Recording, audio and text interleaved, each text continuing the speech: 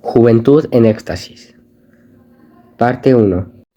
Capítulo 1. Las motivaciones sexuales. La historia comienza con Efren, un joven que se encuentra en la fiesta de despedida del cuarto año de odontología, donde contempla a su compañera Joanna, de quien siente una fuerte atracción y deseo sexual.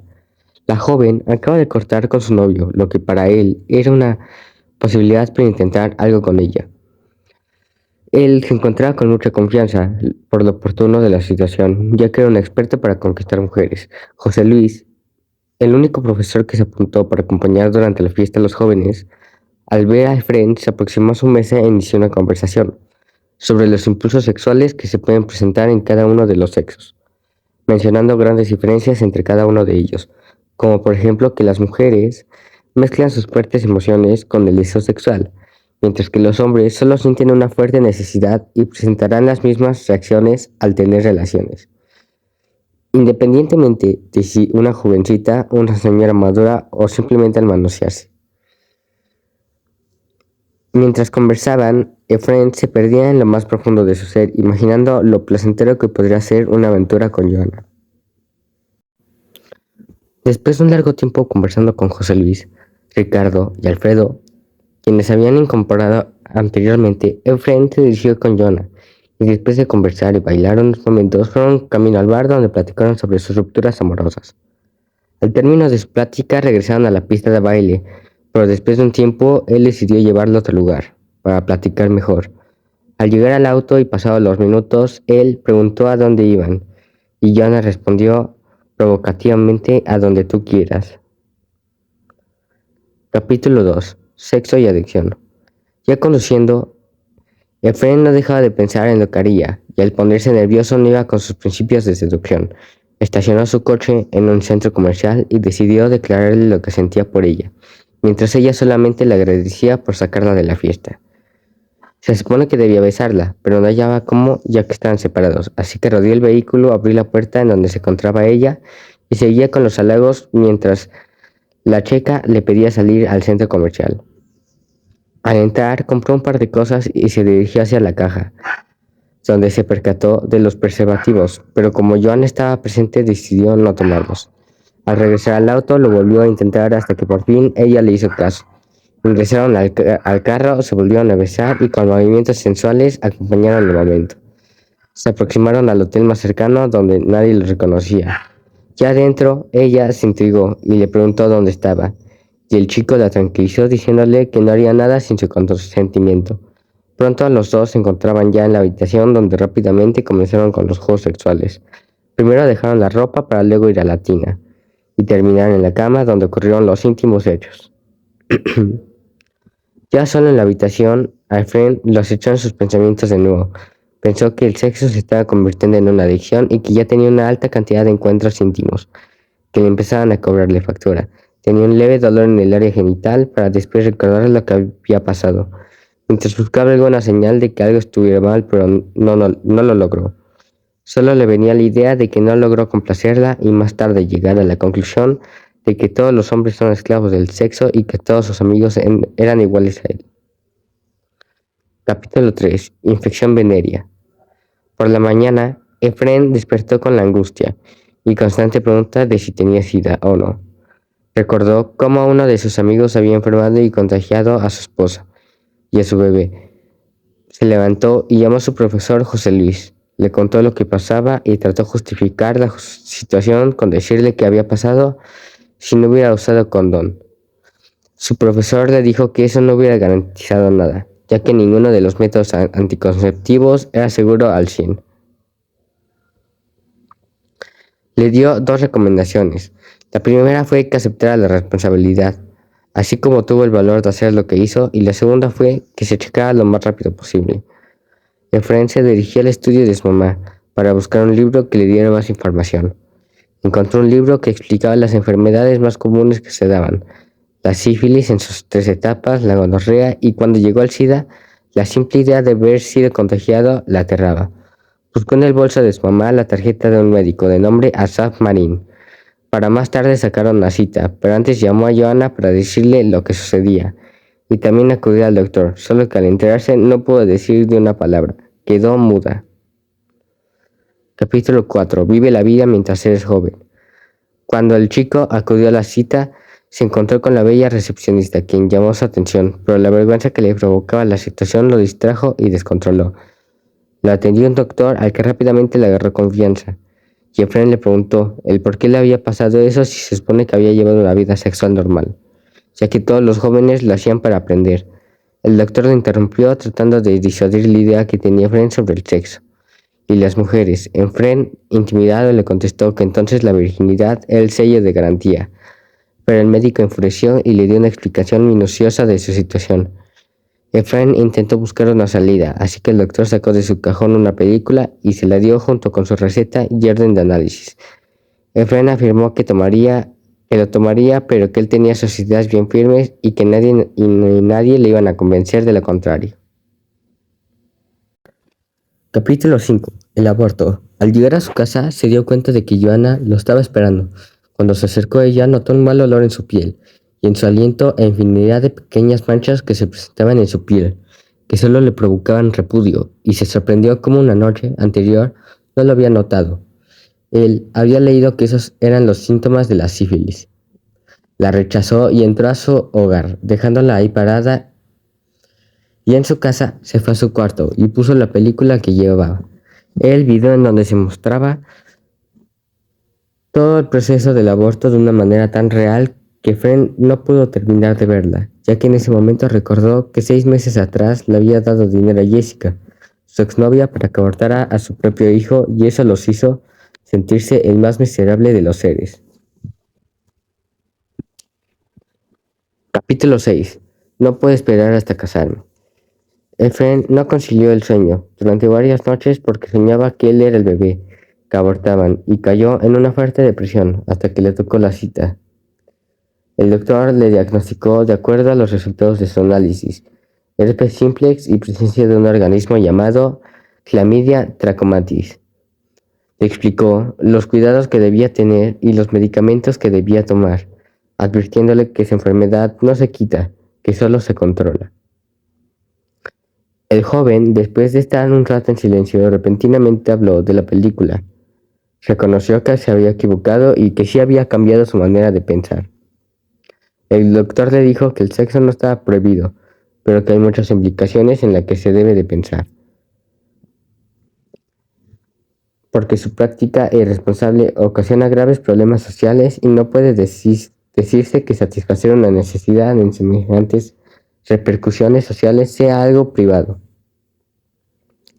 Él defendía su postura diciendo que ya había muchos métodos anticonceptivos para prevenir todo eso. El doctor contestó diciendo que si los medios de comunicación no hablan tantas maravillas de ellos, nuestra sociedad se ahorraría muchos problemas,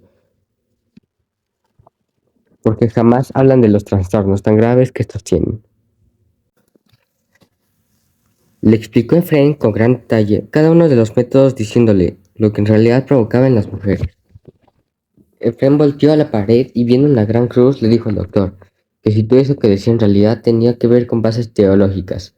El doctor se enojó y lo miró a los ojos, diciéndole: en la vida puedes permitirte ser inmortal, si así lo deseas, pero no te puedes dar el lujo de ser estúpido. Que si no quieres tener secuelas negativas por todo acontecimiento sexual, se deben aplicar 3 requisitos: estar enmarcado por un gran amor, hacerse en buenas circunstancias y estar exento de remordimiento. Efraín dijo que era muy difícil que se entendieran, ya que tiene diferentes conceptos de la vida. El doctor lo interrumpió y dijo que no eran conceptos, sino valores, y los valores no tienen que entenderse, simplemente te escogen en el corazón y se viven. Capítulo 7. El papel de los padres. Al salir del consultorio, Efraín se encontró con Tamar, la recepcionista del doctor, que justo salía a su hora del almuerzo. Le invitó a comer con la excusa de que necesitaba hablar con alguien. A ella le pareció extraño, pero aceptó. En el restaurante los dos expusieron el papel que sus padres tenían en sus vidas y la forma tan diferente de cómo habían sido criados. Efraín, por su parte, dijo que su madre que se concentraba solo en el trabajo y que lo único que siempre le decía era que dejara de actuar como un niño y que se comportara como un hombre, sin darle una explicación concreta de lo que esto significaba. Cuando él tuvo su primera relación sexual, lo primero que pensó fue que por fin se había convertido en un verdadero hombre. Dahmer decía que su padre era un hombre demasiado estricto, advirtiéndole que le iría muy mal si salía con un hijo de cualquiera, causando que más de una vez había pensado en acostarse con el primero que se le atravesara. Pero al pensar en su madre, que era una mujer tan tierna y dulce, no podía ponerla en medio de ella y su padre. Los dos coincidieron en que los padres no se daban cuenta de la enorme necesidad de amor que tenían sus hijos adolescentes, siendo estos capaces de cualquier cosa con tal de sentirse aceptados y queridos. También coincidieron que la revolución sexual de la que tanto se habla es solo un ídolo de barro, una bandera falsa que desorienta la juventud que brinca de cama en cama, sin darse cuenta de que la libertad, la autoestima y la autonomía que se reclaman tanto no se obtienen a través del sexo, sino de otros métodos. La mañana siguiente, Efraín fue a repartir solicitudes de trabajo, y 15 días después fue aceptado como cajero en un banco. La primera llamada que hizo desde su trabajo fue al doctor y a Dahmer, a quien invitó a cenar al día siguiente prometiéndole darle una carta. Cuando llegó a su casa con la idea fija de escribirle a Dahmer la carta, llegaron Joanna y sus padres. Entonces llamó a Adela, la sirvienta, y le pidió que le dijera que no había nadie. Capítulo 8. Enamorarse. Al día siguiente, Dahmer y Efraín fueron a cenar.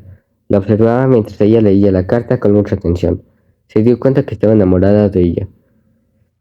Dahmer se daba cuenta de sus verdaderos sentimientos de él, de la falta de amor que tenía y de su gran sensibilidad, y cuando terminó de leer le preguntó cuántas novias había tenido. Le contestó que jamás le había pedido a ninguna mujer que fuera su novia. Dahmer le recomendó que leyera una revista que el mismo doctor editaba y escribía, titulada Ideas prácticas sobre la sexualidad, donde se abordaban temas como el celibato, unión libre, masturbación, pornografía, infidelidad y orgasmo. Efraín aceptó y le comentó que se había dado cuenta de que el sexo y el amor eran una misma entidad invisible, y sin uno el otro no estaba completo. Ella le dijo que en la revista había leído que el amor y el sexo son independientes y poderosos, aunque relativamente inofensivos, cuando se presentan solos, pero al unirse proporcionan una explosión anatómica de magnitudes inverosímiles, y decidieron darse un tiempo. Capítulo 9. Los errores del noviazgo. Efraín tomó la revista y, acompañado por Dahmer, comenzó a leer con gran interés.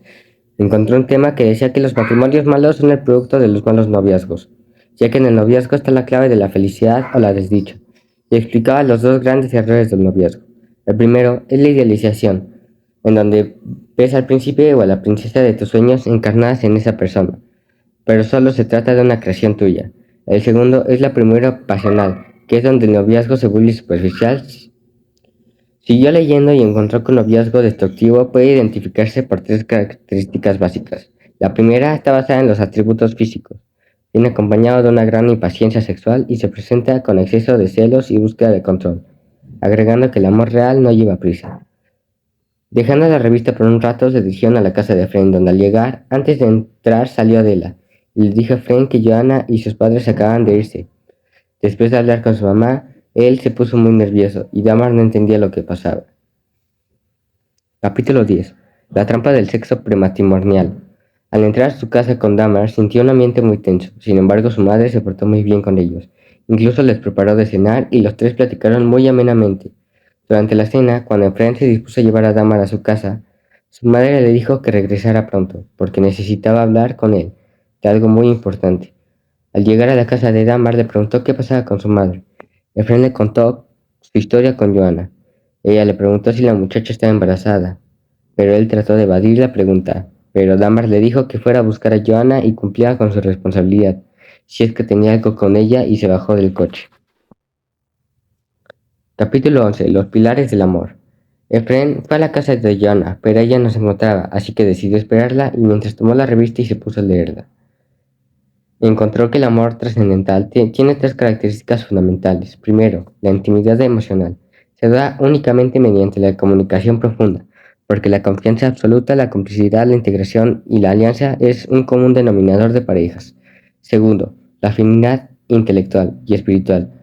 Deben compartir conceptos fundamentales como el trabajo, el sexo y la educación, porque si no se enriquecen mutuamente terminan por excluirse el uno del otro, de gran parte de sus actividades. El tercero, la atracción química, siendo este el que enciende el magnetismo entre dos individuos.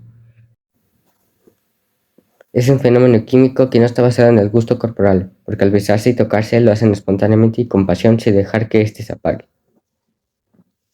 Efraín ve llegar a Joana, acompañada de Joaquín, su antiguo novio. La va a buscar y discuten. Se quedó asombrado cuando ella le dice que tiene un retraso en su periodo y que no está segura de que sea por culpa de él o de Joaquín. Se sintió tan enojado que la dejó ahí parada y se fue. Cuando llegó a su casa sabía que su madre lo esperaba, así que fue a buscarla. Después de varios gritos y reclamos de parte de Efraín, la madre terminó la disputa recalcando que no cometiera los mismos errores que ella había cometido. Capítulo 12. La tensión del sexo ilícito. En esta conversación, él había descubierto los secretos más profundos de su madre, desde su noviazgo con su padre hasta sus relaciones íntimas, percatándose que lo que había leído en la revista no lo estaba viendo en la vida de su madre. Capítulo 12. La tensión del sexo ilícito. En esta conversación, él había descubierto los secretos más profundos de su madre, desde su noviazgo con su padre hasta sus relaciones íntimas, percatándose de que lo habían leído en la revista lo estaba viendo en la vida de su madre. Sus padres nunca tuvieron los tres pilares del amor, y aunque lucharon y trabajaron para que así fuera, nunca lo lograron, llegando a tal punto de cometer infidelidades de parte de la madre que el padre se volvía borracho y agresor. Efraín reprimió sus sentimientos de reproche y dejó que aflorara el del amor. La abrazó por un rato. Después le hizo varias preguntas y su madre tomó aire para poder explicar a su hijo la parte más difícil de su relato. Le contó que un día Luis llegó borracho e intentó violar a Marita, así que enfureció y como pudo lo golpeó, dejándolo inconsciente. Tomó a la niña, salió de su casa y la llevó con su padre, para que la protegiera. Al llegar pensó por un momento si sería posible que su esposo la perdonara, pero al verla acompañado se dio cuenta de que era demasiado tarde. Le dejó a la niña y salió de regreso a su casa. Tomó Efraín una maleta con lo necesario y dejando a Luis en el suelo, inconsciente sin saber si estaba vivo o muerto, salió dirigiéndose a la terminal de autobuses.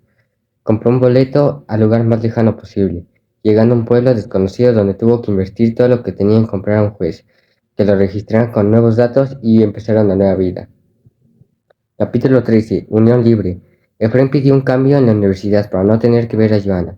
Su relación con Damar se hizo más profunda, aunque solo se podía ver el fin de semana, ya que los dos trabajaban y estudiaban. Sin embargo, en su relación la atracción corporal se estaba convirtiendo en un defecto insufrible.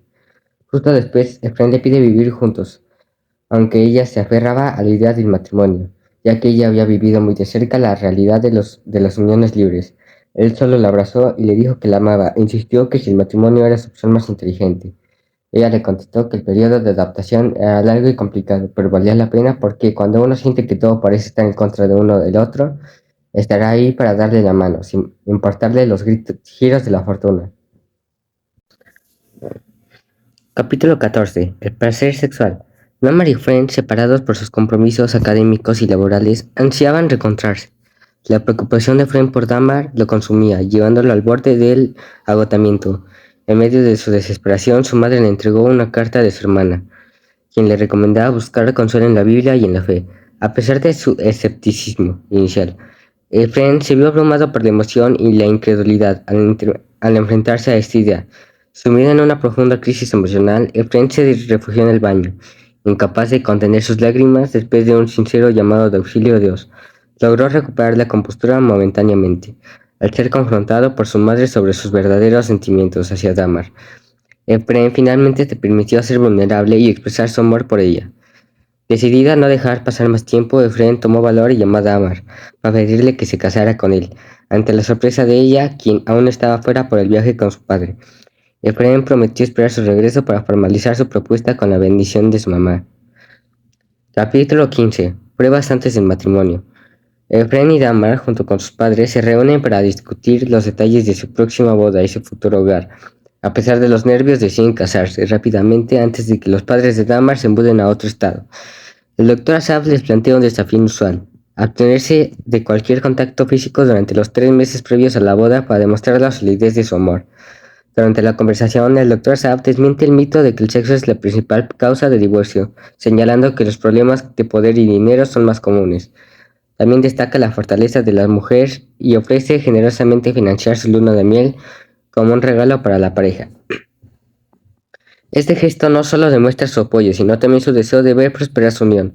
La pareja acepta el desafío y agradece sinceramente el gesto del Dr. Asaf, sintiéndose aún más seguros de enfrentar juntos cualquier obstáculo que puede surgir en un camino hacia el matrimonio. Capítulo 16.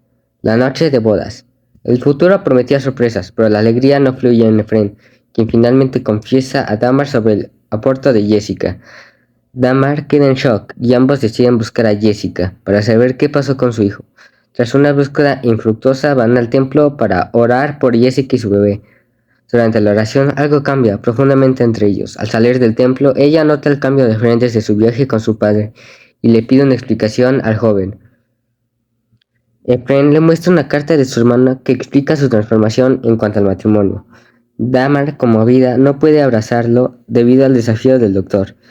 En su boda, ambos increíblemente felices, disfrutando cada momento antes de partir a su luna de miel, consultan al doctor sobre el sexo, quien les aconseja encontrar un equilibrio mutuo. Parten hacia su luna de miel felices y ansiosos por lo que les separa el futuro. La noche de boda es espectacular, pero el joven lucha con su pasado sexual, tratando de ocultar su tormento a Damar. Al día siguiente descubre una carta en la que ella explica cómo valoró esperar hasta la noche de bodas. Efren siente un alivio profundo y una paz comprendiendo finalmente el verdadero significado de hacer el amor. Capítulo 17. Consejos para recién casados. Después de su luna de miel, Efren y Damar consultan al doctor sobre el problema de eyaculación precoz que aquejaba a Efren. El doctor les ofreció consejos y explicó que este problema era más común de lo que pensaban, sugiriendo paciencia en el tratamiento y mencionando que la raíz del problema a menudo está en el pasado del hombre. Damar prometió apoyar a él en su proceso de recuperación. Sin embargo, surgieron más desafíos cuando enfrentaron dificultades económicas y presiones de sus familias. En medio de estos conflictos recibieron una invitación a cenar de su amigo el doctor, quien anunció su partida. Al llegar a su casa notaron que nada estaba empacado, lo que los desconcertó. Durante la cena, el doctor les ofreció sabios consejos sobre el matrimonio, instándolos a tratarse con amor incluso en los momentos más difíciles. También les aconsejó distanciarse de las influencias negativas de sus familias, una sugerencia que resonó profundamente en la pareja. Aunque reticentes al principio, Efren y Damar, comprendiendo la importancia de establecer límites saludables con sus familias para preservar su matrimonio. Con la sabiduría del doctor como guía, se comprometieron a enfrentar juntos los desafíos que les esperaban, fortaleciendo así su unión y su amor mutuo. El doctor les entregó un poder notarial, permitiendo tomar decisiones sobre el departamento en el que vivían. Sorprendidos, descubrieron que el departamento les había sido prestado por el amigo de la madre de Efren, quien resultó ser el propio doctor. Además les informó que el departamento pasaría a manos de la madre de Efren. Al acercarse a un cuadro en la sala, él vio una dedicatoria de Marieta a su padre, dejándolo impactado. Capítulo 18. Juventud en éxtasis. El doctor trató de explicar a Efren su versión de lo sucedido entre él y su madre, revelando que había recuperado algo importante de que le fue arrebatado hace años. A pesar de la confusión de Damar y la negación de Efren, este finalmente se retiró del lugar. Sin embargo, después de un momento regresó para abrazar a su padre, expresando el amor y la gratitud que siempre había deseado comunicarle.